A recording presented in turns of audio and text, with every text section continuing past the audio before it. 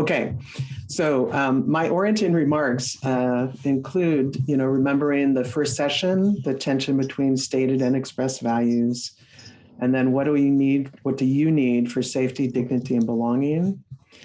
How do we handle power and hierarchy? How do we share leadership in a way that creates more equity? And how do we know what equity is unless those people with less power are included in that conversation? And then finally, we did some visioning last time, kind of what might this look like? And we heard very quickly that it isn't just one thing. Well, I'd like some of this, and I'd like some of that. And, we need a welcoming committee. And there are just many aspects of it that we will develop in our communities over time. One of the aspects of feedback that we've received and that I'd like to kind of bring our attention to the attention of the white folks present is that it can be very invisible to us how difficult and painful and triggering these conversations are, that is majority white conversations are for BIPOC. It can be triggering, traumatizing. At a minimum, it's very stressful. So I just invite all of us who are in positions of authority, all of us who are white, all of us who hold privilege in our many ways, to just remember that we need to be extremely attentive and extremely careful and to get as much feedback as we can in order to create safe enough spaces to have these conversations and to bring this change about. So we're going to first hear from Mushim, who will offer some ideas about allowing ourselves to create a big, relaxed, accepting space, and then some reflection and journaling time. And then Rhonda will sort of offer some wisdom and lead us in a large group discussion to bring up the hard questions. And we really invite you to kind of bring what's on your heart and what's on your mind. So Mushim, I'm going to turn it to you at this point.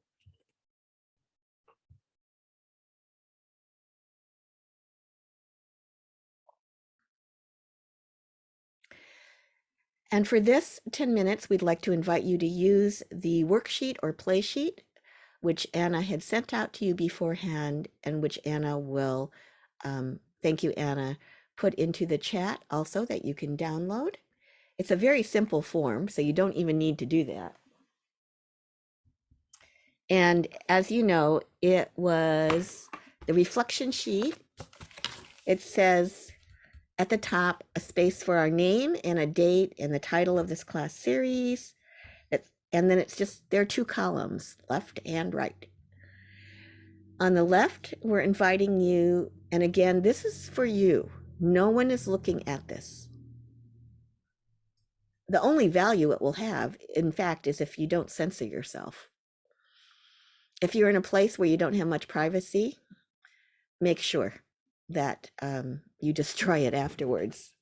I have been in temples where people actually went through the garbage and looked at other people's notes, I'm sorry to say. Crystal's making a face. It's true, Crystal. It's just that way, people. I completely believe you, but it still hurts. I know. Ouchie, ouchie. Yeah, so on the left, it says, for my Sangha to become more diverse and equitable, here's what I or we can do, what we are willing to do, what we want to do to change. And my emphasis is really not on what you want to do, what you can do now. Let's make it can do. For example, I could organize a meeting in my Sangha's leadership circle to figure out a way so we can relocate nearer to public transit. That was mentioned the other day. Oh, my Sangha's on top of a hill. And now I see it would be very good to be near the bus line. If that's something you're willing to commit to do, please put it down. So that's our can do column. Then on the right, this is the spacious part. The essence of who we are as a Dharma community lies in these practices, forms, and behaviors. So yes, to allow space for us to be unabashedly essentialist and say, write down things. Again, this is private. Yes, we don't have to write down, yes, I understand all that other stuff in the left-hand column. On the right-hand column, we're giving ourselves space to say, yes, I understand what it might look like from the outside, and we can never publish or quantify how we might judge that someone is ready for Dharma transmission.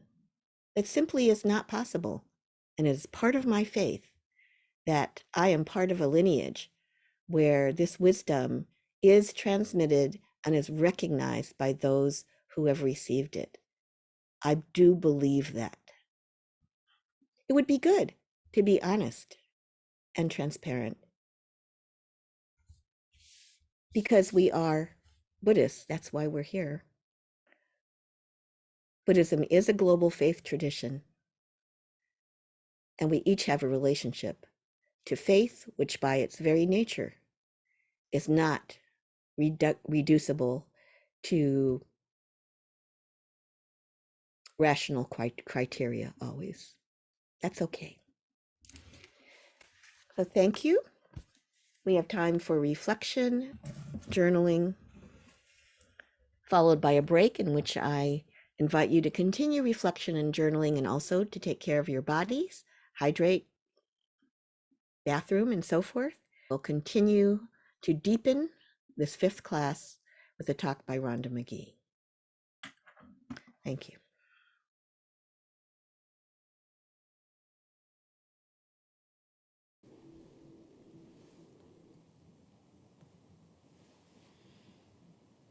So welcome back around the campfire or the oasis or the clearing in the forest, whatever metaphor, whatever it might be for you, inviting, coming back from these places and spaces we went to for our journaling, whatever that looked like.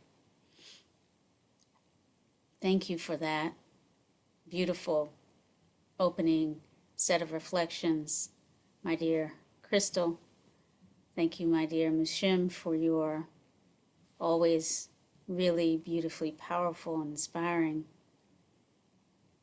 talk and invitation for us to practice together through journaling in that creative and beautifully described way. So I have some remarks that I want to share with you all, but before doing that, I actually would like us to settle in the spirit that each of us as with humility, your co-leaders, co-teachers, we have agreed we want to really infuse this day, this final period of our being together in our Sangha under the theme of many communities, one Sangha. We want to infuse this throughout with spaciousness, throughout with the wisdom and insight that maybe in some sense can only come from within. The insight that our practice and our spaciousness might deliver us to around really where we are. What is our personal challenge, our personal invitation, our personal curriculum, if you will, for the journey ahead? It starts here, doesn't it? Right here. And so, what I'd like to do before putting any more words to this is invite us to check in with ourselves, recall our intentions for being here in this reflective conversation, community, perhaps our broader intentions for practicing at this time. Really pausing and allowing those deep intentions to come to the fore once again. What are our motivations? What do we feel and know in our hearts about why this has been an important journey or experience for you so far? Why it might be important to continue? What do you know from your own experience about why this matters?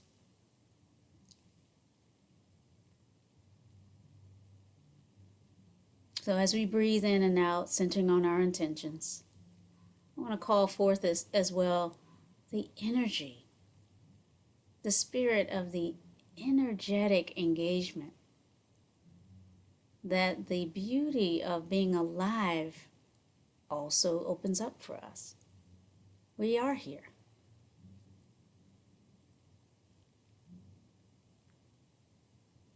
We have lived to this point and made it this far and found ourselves in this community of practice and reflection together. Perhaps there is no accident. We may not exactly know all the reasons, the wherefores, and where this might go, but we are here now. And we know that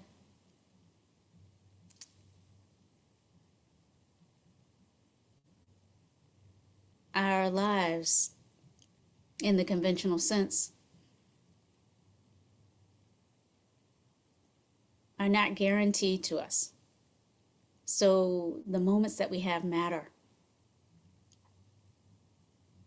So the big question of how do we want to live in relationship to each other and those with whom we are privileged to share a community of practice, those who have come through the open doors that we're creating, those of us who are shepherding spaces and places where we practice together.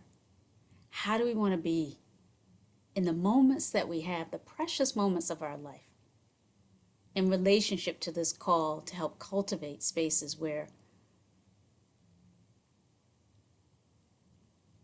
some sort of experience of awakening, growth, development can happen?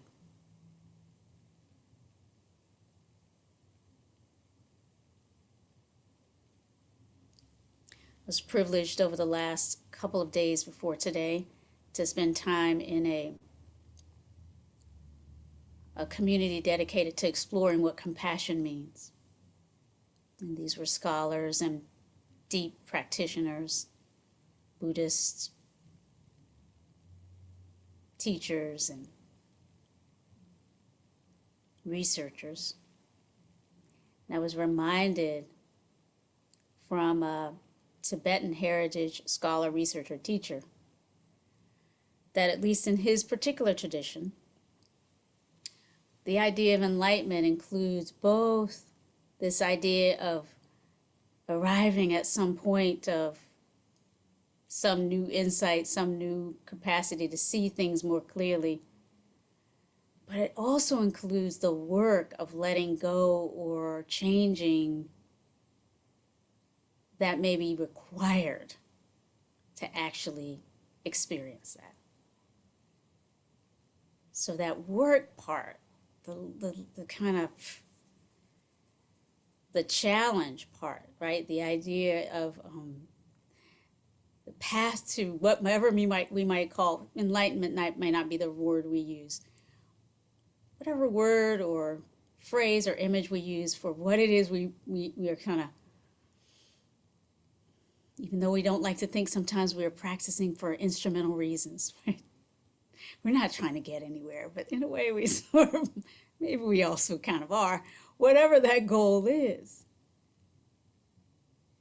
Do we see it as not just being, we're delivered to the middle of the peaceful meadow, the oasis all the time, the warming but not burning fire, but do we also embed in that sense of what it means to be, fill in the blank, enlightened, awake, here now, some of the energy of the work to let go of where I was before, what kept me where I was before, what was part of my own contribution and part to the suffering of myself and others.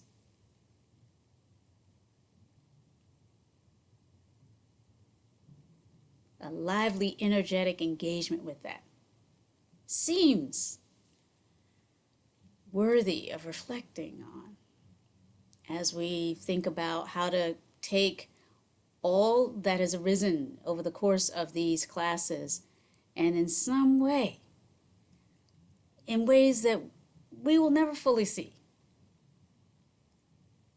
in some way continue the thread, continue the path, continue the effort wherever you are. What will that look like for you? What will that require of you? And how will you hold that in relationship to your practice as a personal call? Personal call and commitment that shows up as well interpersonally and in the broader sanghas, communities of practice where you live. So may we sit together.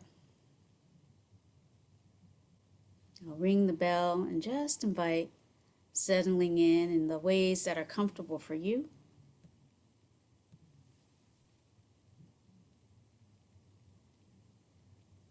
Arriving in a position for holding and being with the body in this moment that supports you.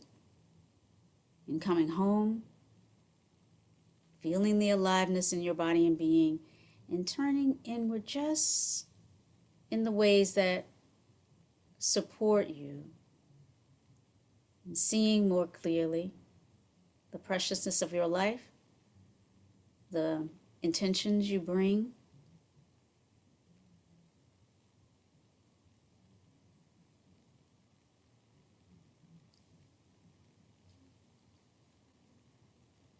and how it is that we might move from this community of inquiry and connection and reflection with the support of practice every step of the way.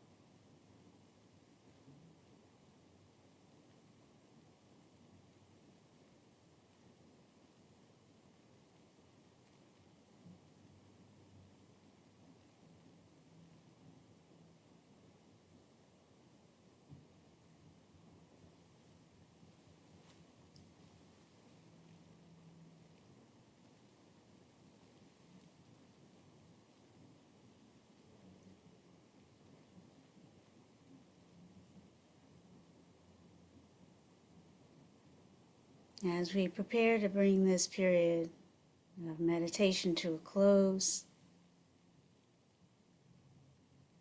the invitation is to really, once again, feel the sense of support for the body, the being, the spirit in this moment by the gentle points of contact that we may become aware of between this body and the chair or floor beneath us, and beneath that the earth, that once again we all share every minute that we live, and that every human being, in fact every being that we know of and that we can imagine as a earth-wide member of our community, has shared this one place. So as we breathe, feeling, perhaps the sense that none of us would be here if we didn't already belong. Breathing in and breathing out, feeling the kind of gentle caress of the in-breath and the out-breath, and your being a part of that.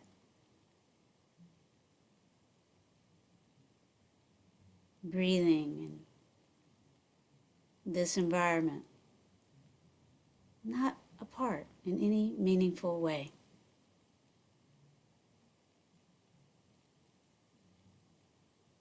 We are of this earth, of the air, of the food that we eat,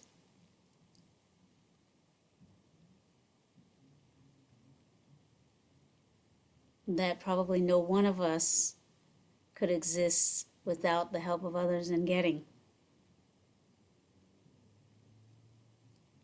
So just allowing ourselves, as we transition out of this kind of interior silent practice, this gentle opening up of the aperture, the sense of awareness that we are always inherently of and a part of so much. We have inherited so much just by virtue of our being able to be together, live in this world in this way. Even those who have not felt rich or experienced feeling like we had enough resources even.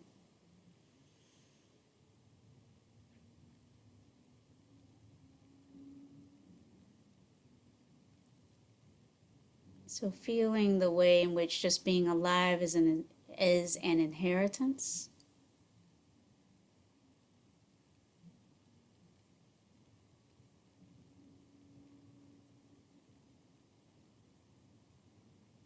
Coming from that place of resourcefulness. And again, without necessarily now ringing a bell to close, really inviting the extension of the support of our practice into this now interpersonal collective practice, in which we will move from reflecting in meditation to listening and then sharing a bit as we will. So perhaps taking one or two conscious deep breaths, breathing in, feeling what is alive and well and good within you.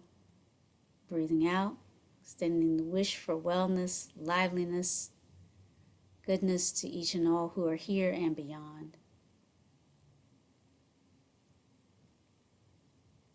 Breathing in, creating a loving, compassionate embrace of anything that's difficult for you in this moment. And breathing out, extending the wish that we all be relieved of our suffering and the causes and conditions that contribute to them, to the suffering we experience.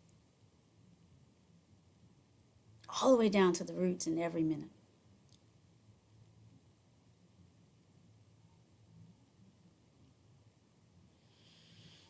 Thank you so much for your practice.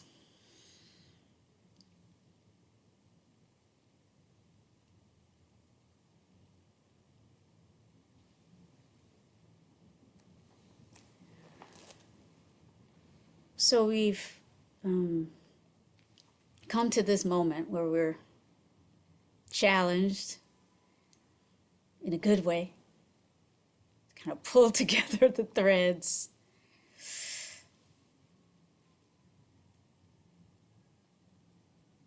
Dive for the pearls. In some sense, do what we can to kind of collectively integrate these sessions, the different teachings, the practices in a way that might support us in exploring in our own beautiful and unique ways, your original medicine here, how we move forward from here.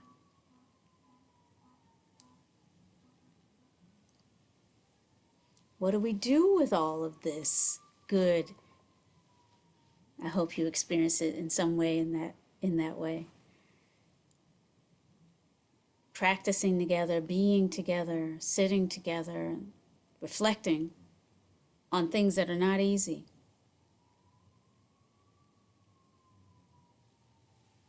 What do we do with the challenge that's been presented, as Mushim underscored, to keep looking at where we are, who we are, being willing to take in the information we need to discern what actions might be called for to help deepen the sense of inclusivity and belonging in our communities of practice.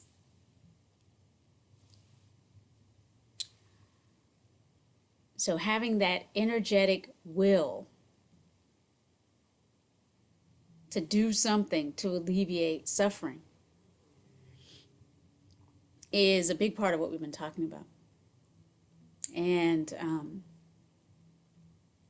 many of you may hear in the way I've just described that a definition of a core commitment, I think, of our practice is a core outcome, maybe.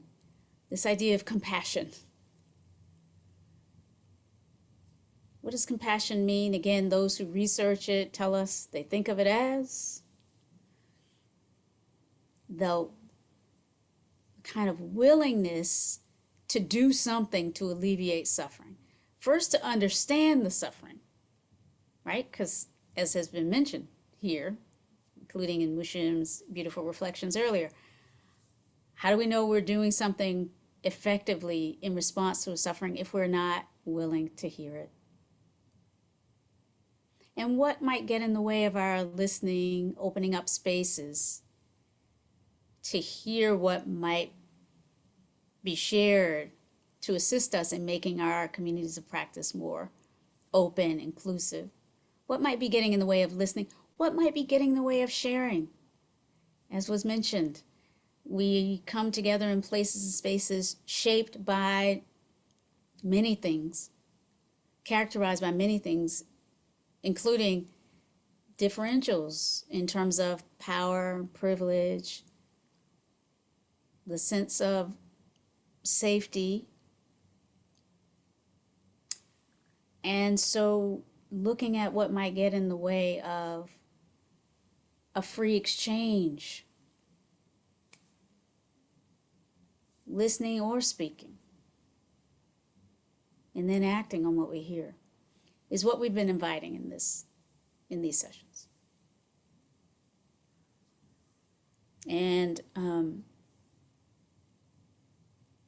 yes, it's a constant struggle.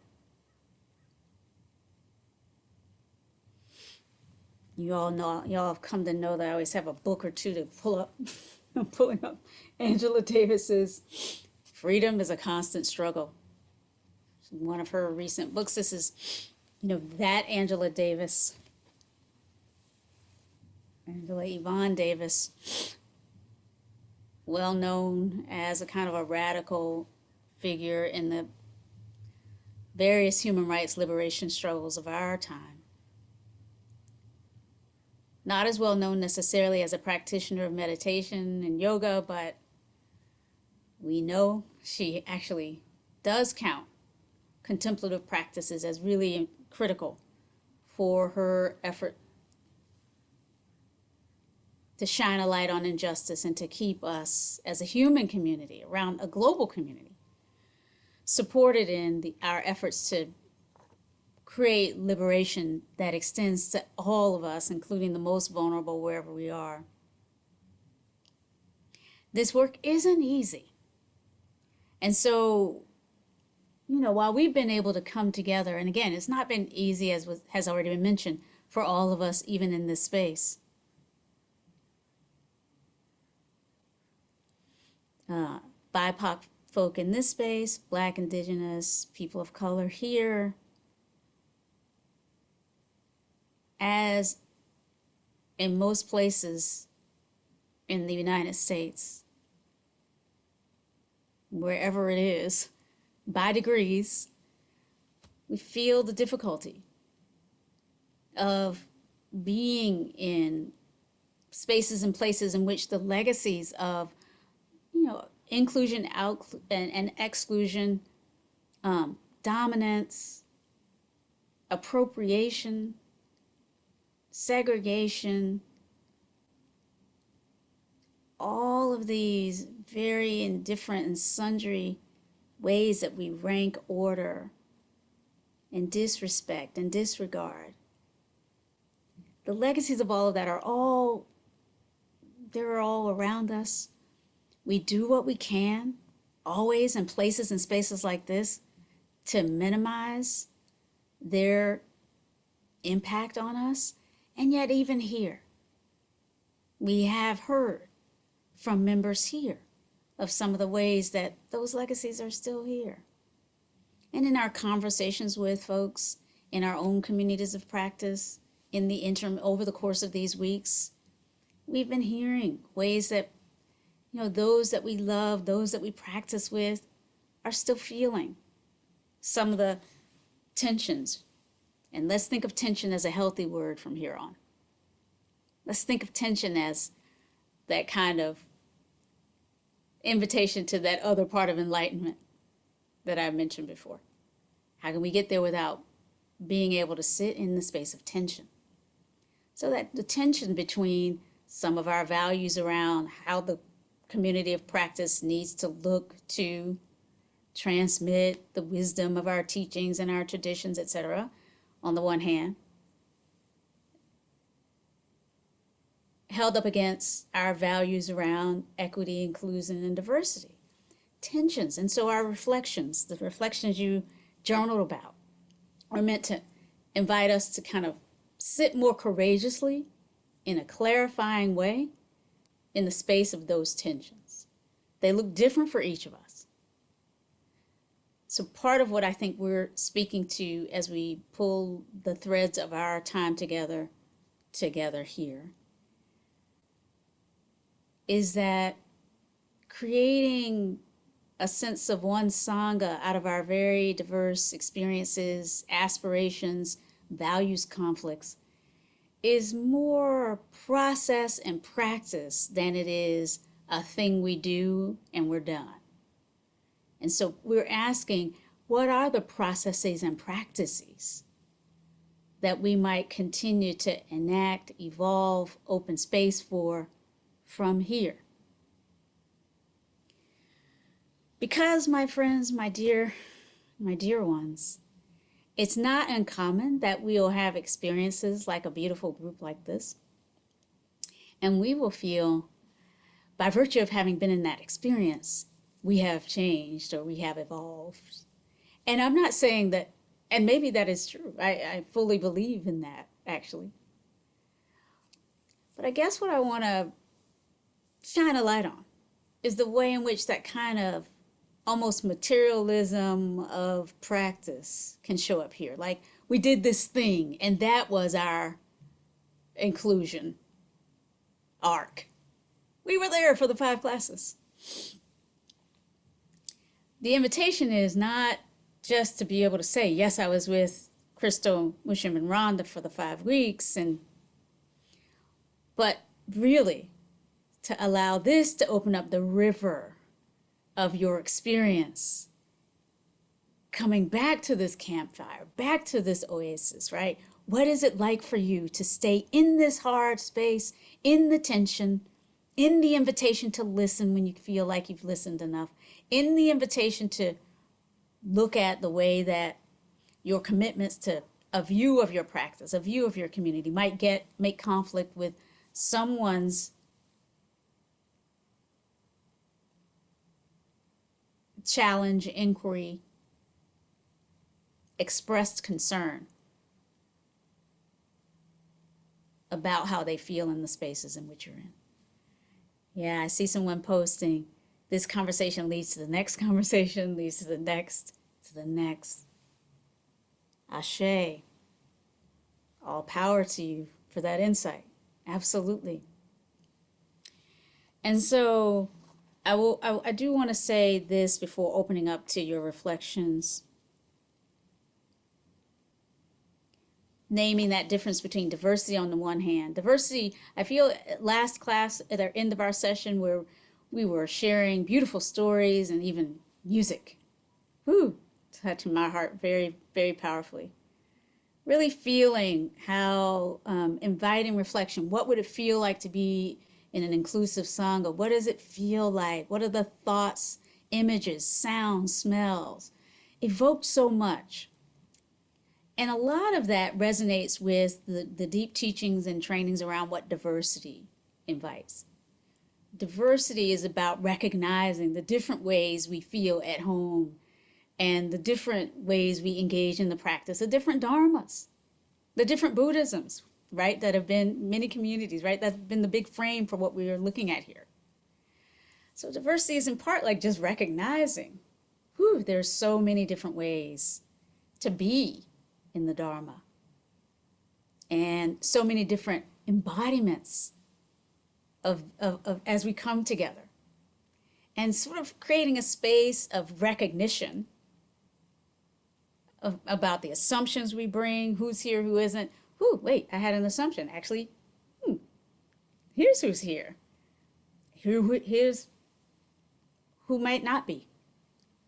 So diversity is about opening the aperture, seeing who's here, who's not, opening that space for loving engagement, maybe joyful engagement with difference, but also recognizing that that is not always about joy. It can feel edgy and hard for us to come together across these spaces of real and perceived difference.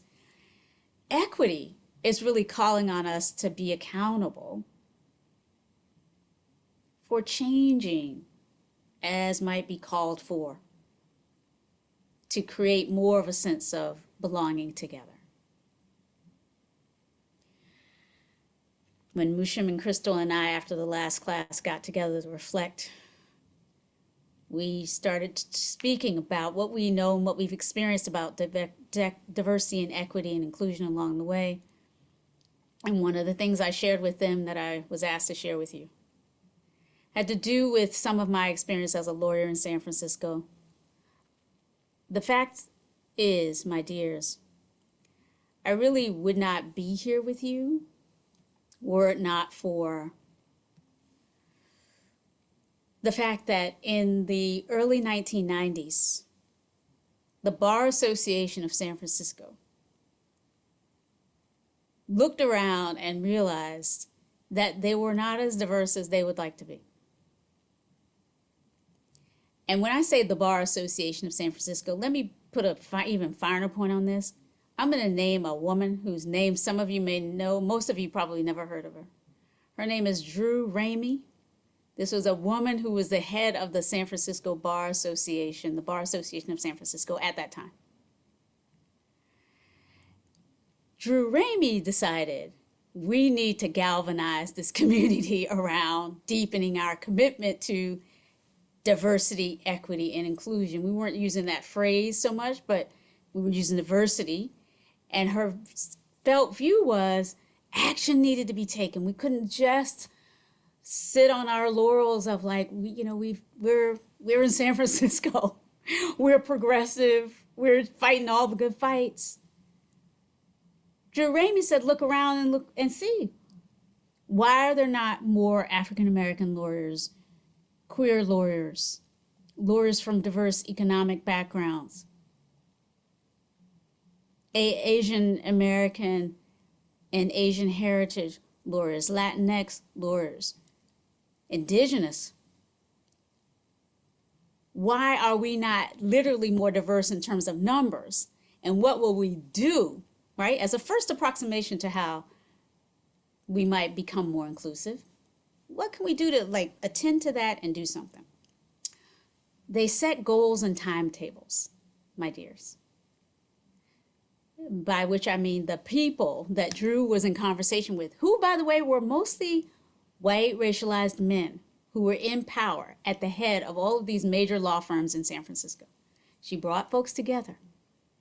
She often wore a hat. I remember this very specifically because it was one of her superpowers. A very stylish hat. And she would say, what are we going to do? And by goodness, as a result of her efforts, those law firms went to the far-flung places to look for the kinds of people who they knew could survive in San Francisco, but wouldn't necessarily find San Francisco if they didn't make an effort. And I'm speaking to this not to say this is the only way to do inclusion, but I'm just giving an example. So people from the law firms of San Francisco showed up at my University of Virginia in Charlottesville, Virginia. They showed up at my partner's university in Michigan, and they brought people here. And I wouldn't be here if efforts like that took some effort, right? That took some energy, that took some sustained engagement. I wouldn't literally have ever come to San Francisco. And I wouldn't have managed to find a home in the Bar Association at that time. And by the way, I'm not alone. Some of you know Ayo Yatunde, right? Another teacher, African-American Buddhist teacher, was one of those young lawyers that I met as a young lawyer in San Francisco around the table 30 years ago almost now. All part of the effort that resulted in an actual measurable change in the Bay Area. So this is to say a lot of things. Effort matters. A long-term arc of engagement may matter. Doesn't happen overnight. It's also to say let's recognize the efforts that have been made and see our picking up a baton and building on.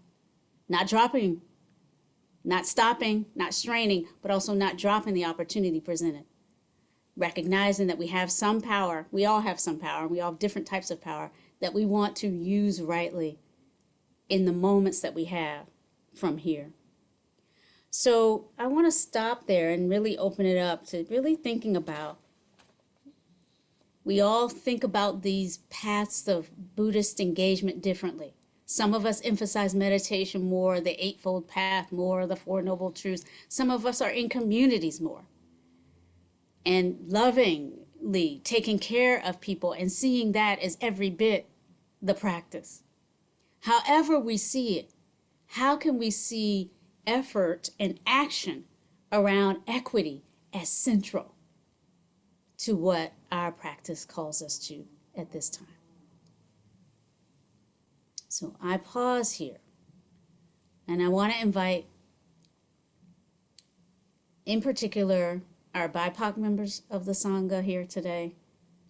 If you have any reflections, questions, concerns, this moment is for you in particular. And again, not to put anyone on the spot, but just to say your voices are important. Your experience here and elsewhere matters.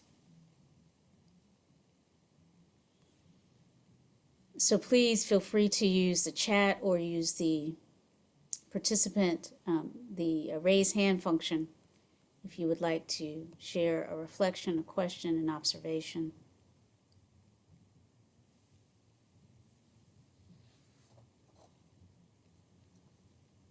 A suggestion about a way forward from here.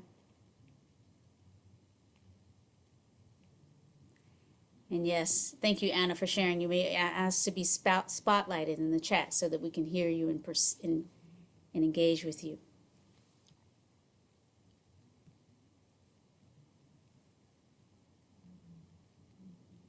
It's okay for us to need to pause for a second to see what we're called to share.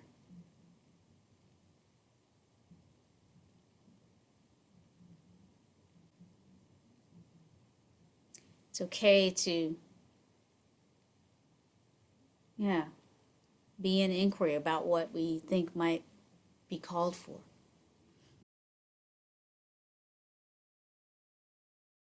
Okay. Let the closing close. Closing close. Yes, yes, yes. Well, I am feeling kind of sad myself that this is the last few minutes of our time together of this unique and beautiful Sangha. And so I want to start with gratitude. First of all, for all of those of you who have come, who have chosen to spend your Saturday afternoon or evening or super early morning, depending on where you are, with us in this inquiry. And I wish and hope that our good intentions will bring great benefit to our sanghas and to the larger practice community. For me, this the teaching about whiteness, which is mostly what I do, arose from the need of our sangha at the East Bay Meditation Center, where we had moved to a new building and were having a decline in the percent of people of color registering for our events. And so I was part of a group where we were talking about, in the way we do, kind of how to address that. And we started talking about, well, how can we get more people of color to register and so on and so forth? But it quickly turned to, how can we teach the white people about whiteness and how to be part of a community that is welcoming to all? And Tova came to the first of the versions of that class that we taught, which is some years back now. And so the through line to this class is really with Tova, that she invited myself and Kitsi, my co-teacher, to the San Francisco Zen Center. And then she invited me to teach at Soto Zen Buddhist Association. I guess a year and a half ago was the first class. And one thing led to another. And before you know it, I'm inviting Rhonda and Mushim and wondering, are you all willing to dive into this together and see what we can offer? So thank you, Tova, for kind of providing that through line, that inspiration, that just that partnership ongoing. And I'd also like to thank Inryu, who was an important part of that first SCBA class, and then kind of supported us to kind of broaden what we were offering. And she introduced this class at the very first session. Really appreciate Anna for supporting us administratively and as our Zoom host, and Betsy Haggerty, who filled in so that Anna could go on a much deserved vacation. And Allison, of course, for kind of following up on our plan to do this and having a lot of patience while we sorted out, well, what might this class be? And then really most of all, Rhonda and Mushim, I so appreciate the time and the greatness of heart and your willingness to jump into this because, again, talking to the white people, it's like, it's easy to forget how challenging this is and what hard work this is for people of color to meet all of us in this kind and generative way, to share this wisdom of a lifetime and endless hours of practice. And it is such a gift. And I feel so deeply grateful. I just really can't say enough.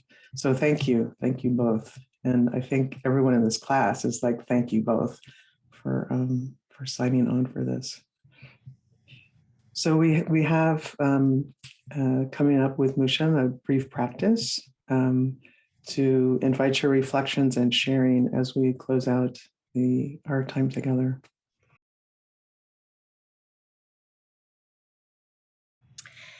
So now is time for all of you. According to our agreements for multicultural interactions, you absolutely have the right to pass. So for any reason, which you don't even have to tell us, if you feel like I don't want to do it, don't do it. So there will be 2 rounds of prompts with the right to pass. And so the first is we're asking for one word. So we know that you'd be tempted to cheat, and you could if you just like mashed everything together, but try to make it brief. And one word is one word that describes what you are leaving this class with. And the second prompt after that, not now, the second prompt after that will be the next step that you are committing to. Once again, you have the right to pass on this. However, we've talked a lot about, Rhonda has talked a lot about accountability. We've all talked about transparency. We've talked about emergent strategy. How can we learn to trust the people? That's a big step. It's a very nuanced process because, in fact, some people are kind of flaky. They aren't really that trustworthy. And there might be reasons for that. And so it's not an nuanced, it's nothing here is either or. So the next step that you are committing to in for yourself, not for anyone else.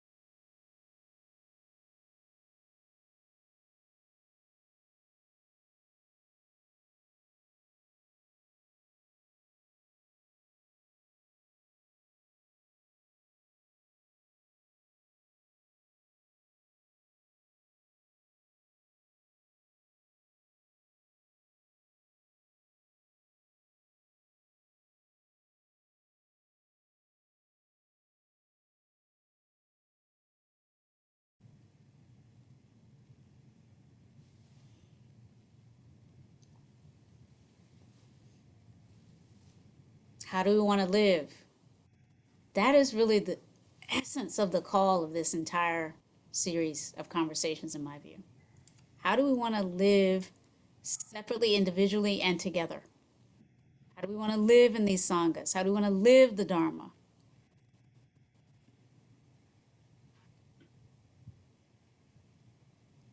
And each of us has tremendous power when it comes to answering that question. Don't give up your power when it comes to answering that question, my dears.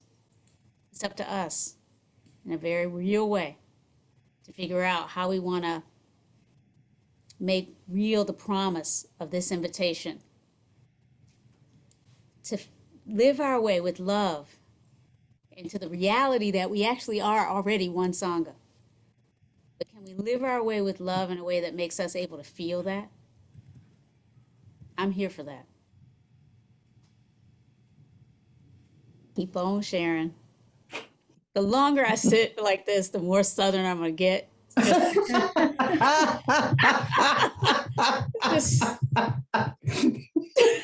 This whole thing about finding my belonging, somehow there's been a lot of like coming back home. No, Norman Fisher, one of my teachers, has said, it feels like you are finding in Buddhism a way to just be who you always were. Like to just come back home to that little girl from Kinston. Can we all just come back home through all the fightings and strugglings and know our belonging as if for the first time? It's always been here. And then how can we from that place be with each other in this loving, heartful, difficult, repairing? Because I don't want to do any more harm, but inevitably we're in a world where we may.